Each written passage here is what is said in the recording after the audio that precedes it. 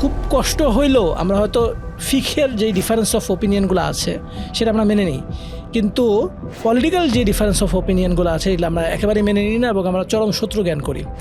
Even আমরা রাসূলুল্লাহ সাল্লাল্লাহু আলাইহি সাল্লামের সময়ের কথা যদি চিন্তা করি, ওনাদের কিন্তু ডিফারেন্স অফ ওপিনিয়ন থাকতো, সবই যে ফিক না তো না, পলিটিক্যাল ডিফারেন্স অফ অপিনিয়ন ছিল, মানে কোথায় ওয়ার স্ট্র্যাটেজি নিয়েও ডিফারেন্স অফ অপিনিয়ন ছিল, যুদ্ধ করবো কি করবো না, মদিনার বাইরে যাবো কি যাবো না, এবং সেটা নিয়ে ওহুদের যুদ্ধে একটা ডিজাস্টারও হয়েছে এই ধরনের মত পার্থক্যগুলি নিয়ে। তারপরে তো ওনারা একসাথে বসতেন, থাকতেন, কথা বলতেন। আমাদের মধ্যে এই কালচারটা কম।